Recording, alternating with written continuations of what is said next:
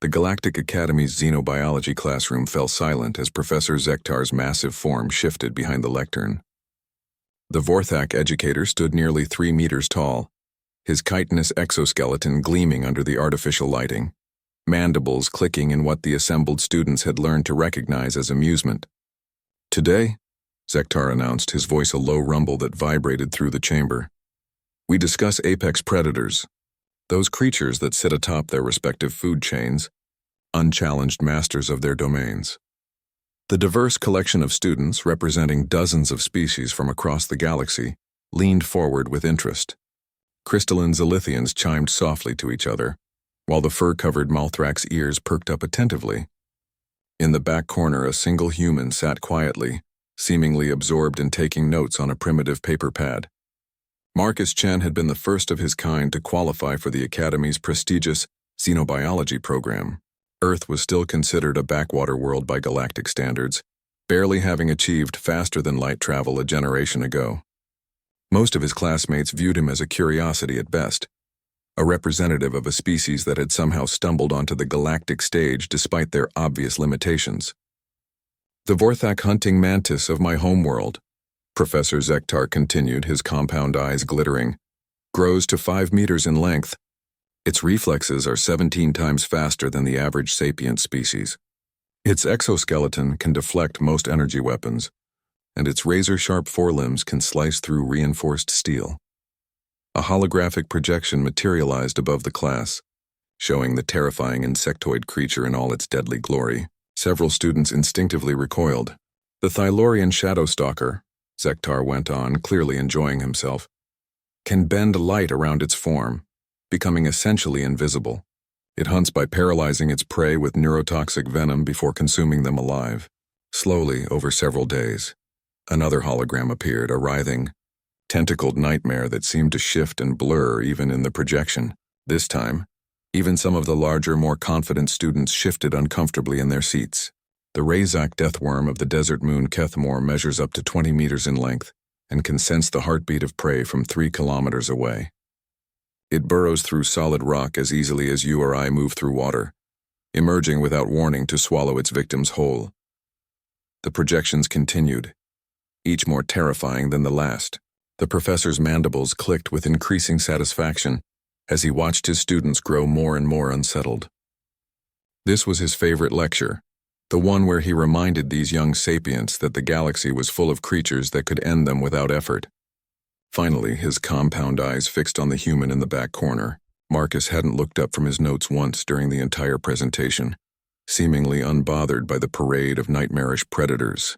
"Perhaps," Zektar said, his voice taking on a mocking tone, "our Terran friend would like to share an apex predator from his homeworld? Surely Earth must have produced at least one creature worthy of this discussion." The classroom fell silent. Every eye turned to Marcus, who finally looked up from his notes with mild confusion. "Oh, we have several," Marcus said matter-of-factly. "Polar bears, great white sharks, saltwater crocodiles, Siberian tigers. But honestly, Professor, none of them are really our apex predator." Zektar's mandibles clicked in what might have been laughter. "Indeed, then what creature rules supreme on Earth?" Marcus tilted his head as if the question was odd. "Well, we do. Humans." A ripple of what sounded suspiciously like suppressed laughter ran through the classroom. Even Professor Zektar's exoskeleton seemed to vibrate with amusement. "Humans?" Zektar repeated. "Your species averages less than 2 meters in height. You have no natural weapons, no claws, no venom, no protective shell. Your reaction times are slower than most sapient species. You can't even see properly in the dark. What possible threat could humans pose to a true predator?" Marcus looked around the room, noting the amused expressions on his classmates' faces. He shrugged. "Well, we're persistence hunters," he said simply. "We don't catch our prey because we're faster or stronger. We catch them because we don't stop." "Persistence hunting?" Professor Zektar's voice dripped with disdain. "You mean you follow things until they get tired?" "More or less," Marcus nodded. "See, most predators on Earth are sprinters. They're built for short bursts of incredible speed or power. But humans? We're built for endurance. We can run for hours without stopping, days even if we pace ourselves." The classroom was now completely silent, but the quality of that silence had changed. The amusement was fading, replaced by something that might have been unease. Our ancestors would pick an animal, say a mammoth or a large deer, and just follow it, not trying to catch it right away. Just keeping it moving, never letting it rest, never letting it eat or drink or sleep. Just always there, always following, mile after mile, hour after hour. Marcus's voice remained conversational, almost cheerful, but something in his tone made several students shift uncomfortably. The prey would run and we'd jog after it. It would rest and we'd catch up, so it would have to run again. It would try to hide, but we're good at tracking. We'd find it and start following again. Eventually, after hours or days, the animal would just collapse, exhausted, and then we'd walk up to it and kill it with rocks or sharp sticks. The silence in the room was now absolute. But that's just hunting, Marcus continued, warming to his subject. What really made us apex predators was that we never stopped adapting. Other species are limited by their biology. A Vorthak hunting mantis is what it is, fast and strong and armored, but only that. If something comes along that's faster or stronger or better armored, the mantis loses.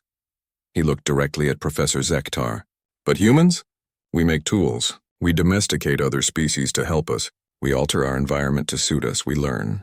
If we encounter something we can't beat with our hands, we make weapons. If weapons don't work, we make better weapons. If individual weapons don't work, we coordinate with other humans. Marcus stood up, his movement casual but somehow drawing every eye in the room. Your Vorthak hunting mantis is scary in a one-on-one fight, sure. But humans don't fight fair. We'd study it, learn its weaknesses, and then come back with 50 other humans carrying tools specifically designed to kill it. Or we'd figure out what it eats and poison its food supply. Or we'd just burn down its entire habitat and build a shopping mall there. Professor Zektar's mandibles had stopped clicking.